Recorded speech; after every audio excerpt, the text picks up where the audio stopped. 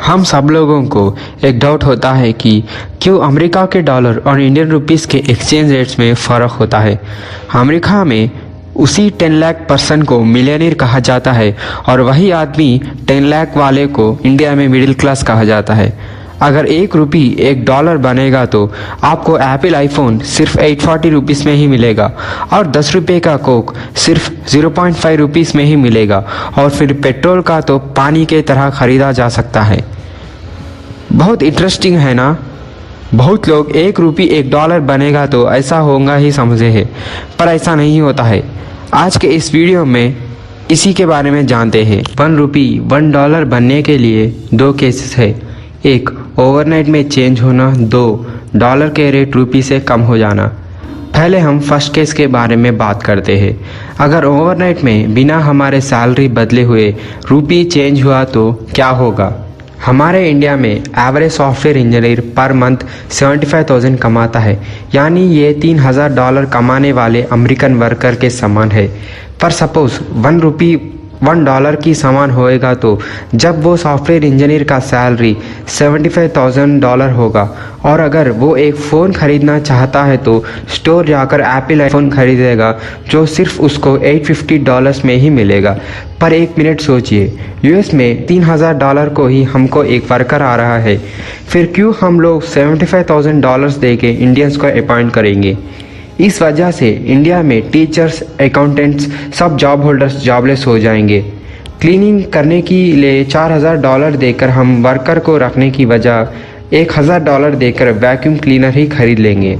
Indians के 40 million jobs चले जाएंगे।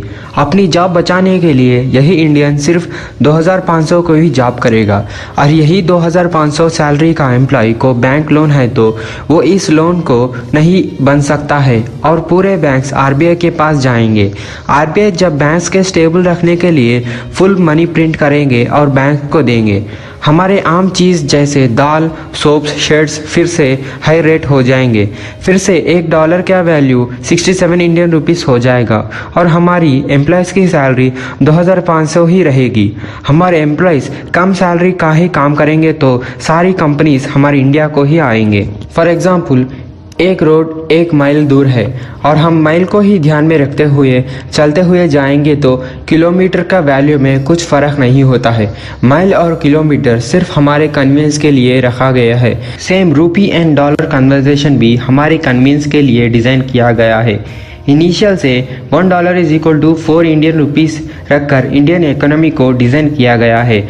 हम $1 = 100 रुपीस रखकर भी इंडियन इकोनॉमी को डिज़ाइन कर सकते हैं। और अगर ओवरनाइट में फिर से $1 = 1 रुपये हो गया तो और एक भी सिनारियो हो सकता है। यहाँ की हमारे एम्प्लॉयज़ की एवरेज सैलरी $75 होगी और वही फॉरेनर की $54,000 होगी। हमारी एम्प्लॉयज़ की सैलरी ज़्यादा होने की वजह से हमारे द्वारा बनाए गए प्रोडक्ट्स भी ज़्यादा कॉस्ट हो गए। फॉर एग्ज़ाम्पल, 1 बिस्किट पैकेट हमारे यहाँ 40 रुपीज़ को मिलेगी जो वही चीज़ फॉरेन में 5 रुपये को ही मिलेगी। सभी कंट्रीज़ इंडिया में कॉस्ट ज़्यादा होने की वजह से इंडिया से कुछ भी नहीं खरीद लेंगे। इससे हमारे कंपनीज पूरे बंद हो जाएंगे। जॉब्स करने के लिए कंपनीज भी नहीं होंगे। So 0 GDP, no mining, no agriculture, no employment.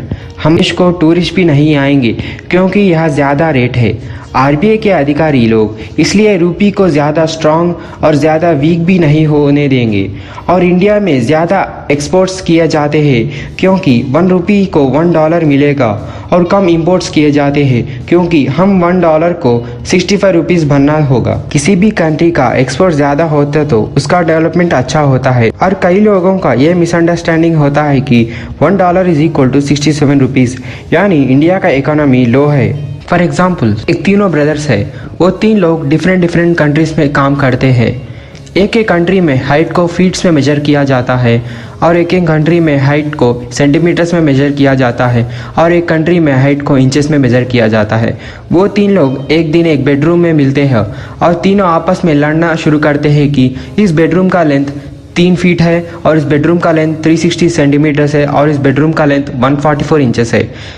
आपस में लड़ने से ही उस बेडरूम का लेंथ तो चेंज नहीं होगा ना। इसी प्रकार इंडियन रुपीस का भी है। आपको मालूम है क्या, 1 कुवैत दिनार इज इक्वल टू 400 जापानी सियान्स के समान माना जाता है, पर कुवैत जापान से ज़्यादा नहीं है ना।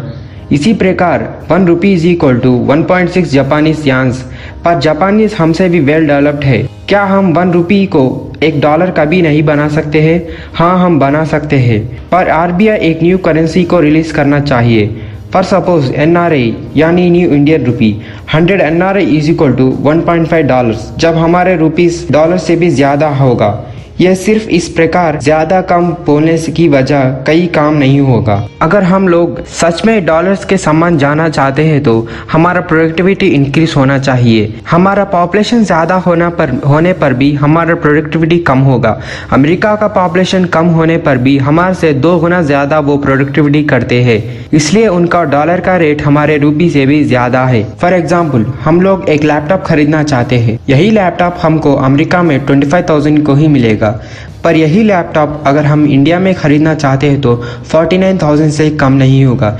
इसका कारण हमारे इंडिया में लैपटॉप बनाने वाले कंपनीज बहुत कम है।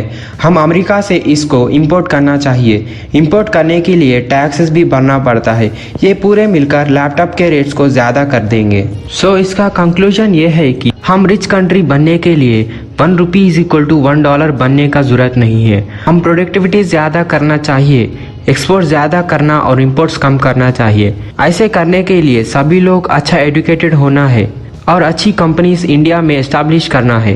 कंपनीज रखने की वजह से जॉब्स मिलेंगे और अनएम्प्लॉयमेंट्स कम हो जाएंगे और एक्सपोर्ट ज़्यादा होंगे। और सभी लोग मेक इन इंडिया प्रोडक्ट्स खरीदना चाहिए, क्योंकि ऐसे प्रोडक्ट्स खरीदने के वजह से हमारी कंट्री का बहुत लाभ होता है। अगर आप लोगों को ये वीडियो पसंद आया तो लाइक, कमेंट और शेयर करना मत भूलिएगा। और ऐसे ही इंटरेस्टिंग टॉपिक्स पर वीडियोस देखने के लिए मेरा चैनल InSenFi को ज़रूर सब्सक्राइब कीजिएगा। शुक्रिया।